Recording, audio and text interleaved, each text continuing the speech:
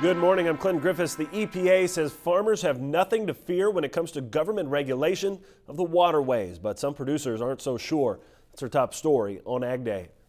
Some farm groups think the Environmental Protection Agency's explanation of what is considered a waterway of the United States is, well, clear as mud. That's why EPA's top chief is traveling farm country, hoping to clear up any misconceptions. Tyne Morgan joins us now. Tyne? Clinton, American Farm Bureau recently launched a campaign called Ditch the Rule. The goal is to prevent EPA from what they fear is too much overreach with proposed changes with the Clean Water Act.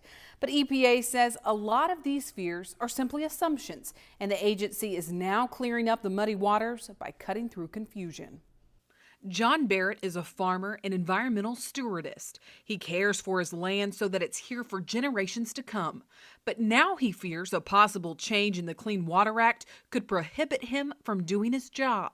The removal of that one word, navigable, puts every ditch that connects to a navigable water of the United States subject to EPA and Army Corps of Engineer regulation. EPA Administrator Gina McCarthy told reporters on Tuesday this isn't true.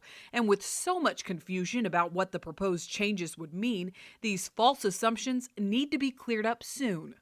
And the bottom line is, with this proposal, that if you weren't supposed to get a permit before, you don't need to get one now.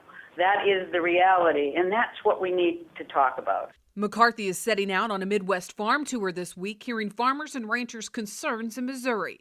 She says Waters of the U.S., or WOTUS, isn't about restricting farmers. It's about protecting downstream water quality for everyone, and at the same time, ensuring that doesn't get in the way of allowing farmers to actually farm. And while there are some legitimate concerns out there with the rule and many issues that we teed up ourselves in the rule to try to seek comment, we're hearing some concerns that really are, to put frankly, they're ludicrous.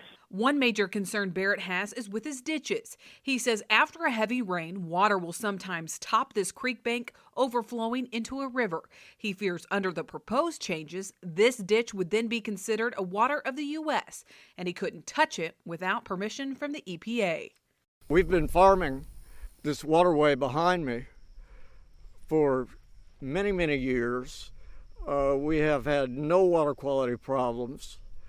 And they don't need to start calling it a water of the U.S. because it's not. McCarthy says that assumption is false. For the first time ever, we're making it clear that we don't regulate all dishes. Again, we're just looking at what science tells us can have a significant impact on downstream water quality. She says unlike what some in agriculture are saying, EPA isn't trying to control every body of water on farms. All normal farming practices are exempt, period. We don't shrink current exemptions, we actually expand them.